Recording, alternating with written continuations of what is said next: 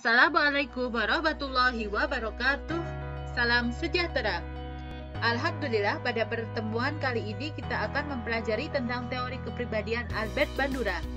Perkenalkan, nama saya Feli Citrasari. Saya akan mewakili kelompok 8 sebagai narator pada pembelajaran kali ini. Kali ini kita akan membahas tentang teori kepribadian Albert Bandura 1926 sampai dengan 2021. Albert Bandura merupakan salah satu tokoh aliran behaviorisme. Albert Bandura lahir di Kanada pada 4 Desember 1925 di sebuah desa kecil di Mundare, Alberta, Kanada.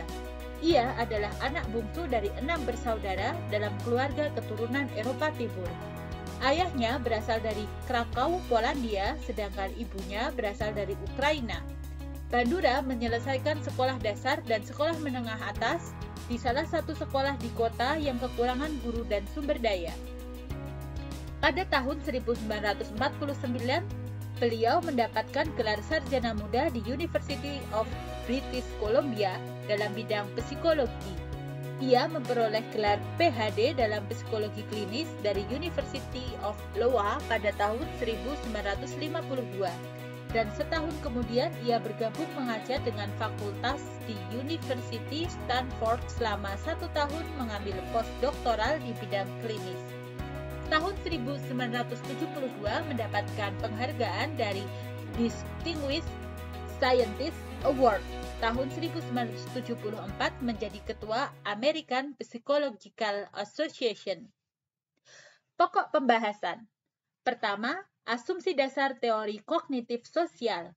Kedua, struktur kepribadian. Ketiga, dinamika kepribadian. Keempat, perkembangan kepribadian. Kelima, abnormalitas dalam teori belajar sosial. Asumsi dasar teori kognitif sosial. Pada pertengahan tahun 1980, Bandura mengganti nama teorinya menjadi Social Cognitive Theory, yang menjelaskan bagaimana kita berfungsi sebagai pengorganisir diri, proaktif, self-reflektif, dan makhluk pengatur diri sendiri. Pembentukan kepribadian, tingkah laku manusia hasil dari mengobservasi orang lain. Kapasitas perlambangan, berfungsi untuk memahami lingkungannya dan menciptakan serta mengatur peristiwa lingkungan yang berfungsi penuntun tindakan pada masa datang. Menurut Bandura, manusia bertingkah laku ada 3 aspek, yaitu observational learning, permodelan, dan enactive learning. Observational learning, yaitu tingkah laku yang ditunjukkan oleh proses pengamatan, di mana proses pengamatan ini dipelajari dan akhirnya menimbulkan suatu tingkah laku. Permodelan, yaitu di mana manusia memodeling yang ada di sekitarnya. Modeling ini bisa mencontoh dari kondisi orang-orang atau stimulus orang di sekitarnya yang menjadikan manusia berperilaku tertentu. Enactive learning, yaitu perilaku yang muncul karena proses sebelumnya. Menurut Bandura, perilaku manusia didasarkan pada pengamatan, di mana dia belajar pada pengamatannya dan dimodeling atau ditiru sehingga muncul sebuah perilaku.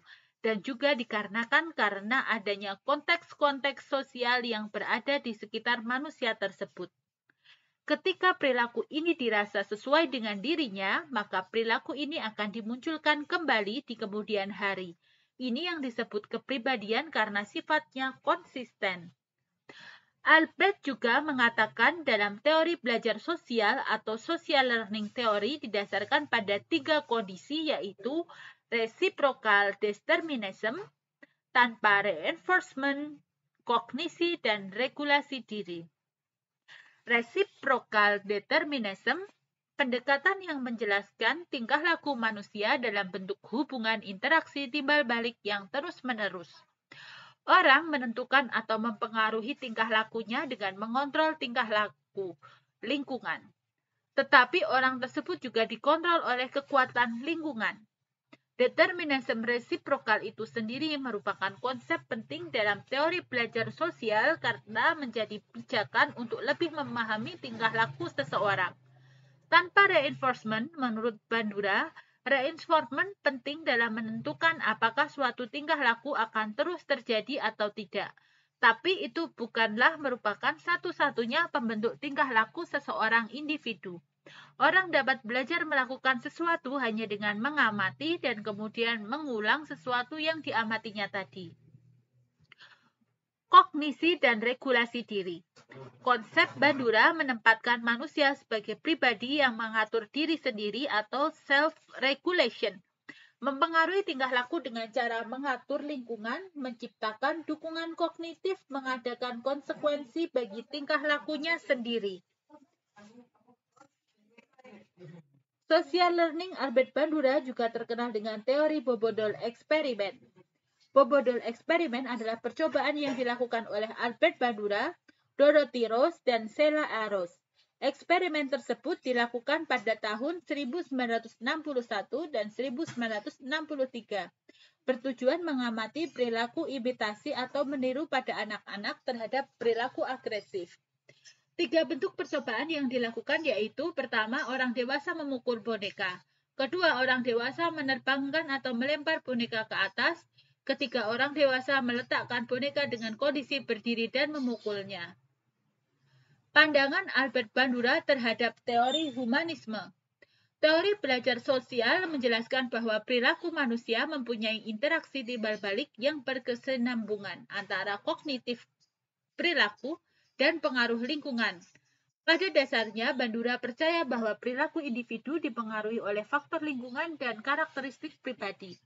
Komponen lingkungan terdiri dari lingkungan fisik di sekitar individu yang berpotensi memperkuat rangsangan, termasuk juga lingkungan sosial, yaitu orang-orang yang hadir atau tidak. Lingkungan mempengaruhi intensitas dan frekuensi perilaku.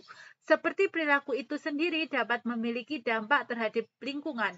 Komponen individual mencakup semua karakteristik diri yang telah terbangun sejak masa lalu hingga kini.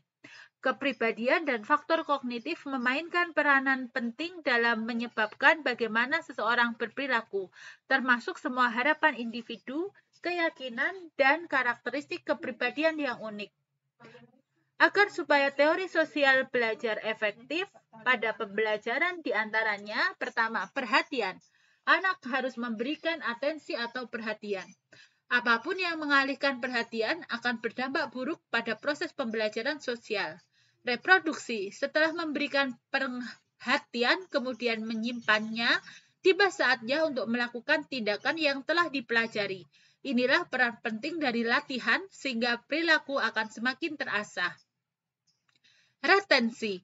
Kemampuan untuk menyimpan informasi juga penting. Ada banyak faktor yang berpengaruh terhadap hal ini. Utamanya adalah kemampuan untuk menyerap hal-hal baru. Motivasi.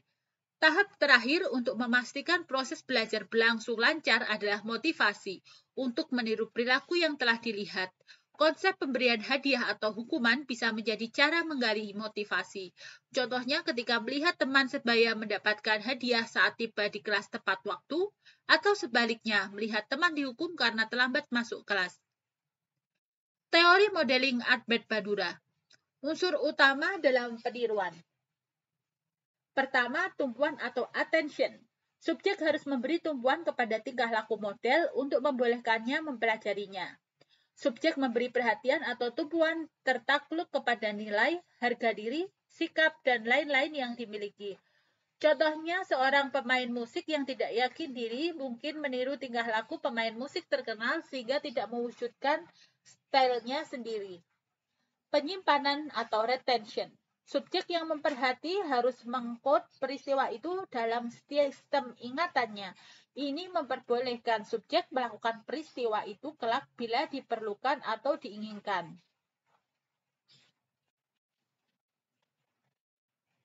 Penghasilan atau reproduction.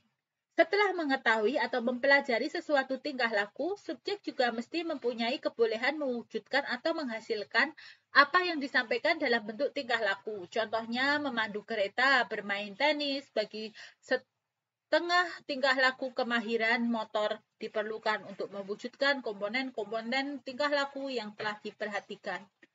Motivasi. Motivasi juga penting dalam permodelan Albert Bandura karena ia dapat menjadi penggerak individu untuk terus melakukan sesuatu. Jenis-jenis peniruan. Peniruan langsung. Peniruan langsung adalah model pembelajaran yang dirancang untuk mengajarkan pengetahuan deklaratif dan pengetahuan prosedural yang diajarkan setahap demi setahap. Peniruan tidak langsung. Peniruan tidak langsung adalah melalui imajinasi atau memperhatikan secara tidak langsung. Peniruan gabungan, peniruan jenis ini adalah dengan cara menggabungkan tingkah laku yang berlainan, yaitu peniruan langsung dan tidak langsung. Peniruan sesuai kondisi, tingkah laku yang ditiru hanya sesuai untuk situasi tertentu saja. Peniruan tidak sesuai kondisi, tingkah laku yang ditiru boleh ditonjolkan dalam situasi apapun. Faktor-faktor penting dalam pembelajaran melalui peniruan. Peniruan tingkah laku, model, behavior production process. Sesudah mengamati dengan penuh perhatian, kemudian memasukkannya ke dalam ingatan, motivasi dan pengetahuan. Motivasi dan penguatan atau motivation and reinforcement process. Sepanjang pengamatan melihat model mendapat ciri-ciri positif yang menjadi tanda dari gaya hidup yang berhasil, sehingga diyakini model umumnya akan diberi ganjaran. Perhatian atau attention process. Perhatian ini dipengaruhi oleh asosiasi pengamat dengan modelnya. Sifat model yang menarik dan arti penting tingkah laku yang diamati bagi sepengamat. Representasi atau representation process. Tingkah laku yang akan ditiru harus disimbolisasikan dalam ingatan, baik dalam bentuk verbal maupun dalam bentuk gambaran atau imajinasi. Kelemahan dan kelebihan teori Albert Bandura. Kelemahan teori belajar sosial ini hanya memfokuskan pada penggabungan kognitif internal dan perilaku sosial saja. Namun hubungan timbal balik antara faktor yang saling mempengaruhi tidak dijelaskan secara mendetail. Kelebihan pendekatan teori belajar sosial lebih ditekankan pada perlunya conditioning atau pembiasaan merespon dan imitation atau peniruan. Selain itu, pendekatan belajar sosial menekankan pentingnya penelitian empiris dalam mempelajari perkembangan anak-anak. Penelitian ini berfokus pada proses yang menjelaskan perkembangan anak-anak, faktor sosial, dan kognitif. Kesimpulan, Bandura menghipotesiskan bahwa tingkah laku lingkungan dan kejadian-kejadian internal pada pembelajaran yang mempengaruhi persepsi dan aksi adalah merupakan hubungan yang saling berpengaruh. Belajar merupakan interaksi segitiga yang saling berpengaruh dan mengikat antara lingkungan, faktor-faktor personal, dan tingkah laku yang meliputi proses-proses kognitif belajar. Dalam pembelajaran, skill yang kompleks, di samping pembelajaran komponen-komponen skill itu sendiri, perlu ditumbuhkan sense of efficiency dan self-regulatory pembelajar.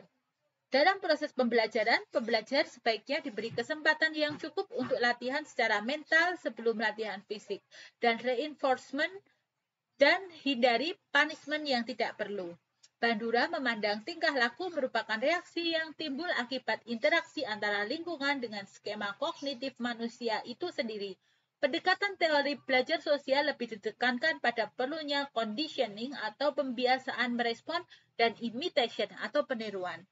Terima kasih, semoga bermanfaat. Wassalamualaikum warahmatullahi wabarakatuh.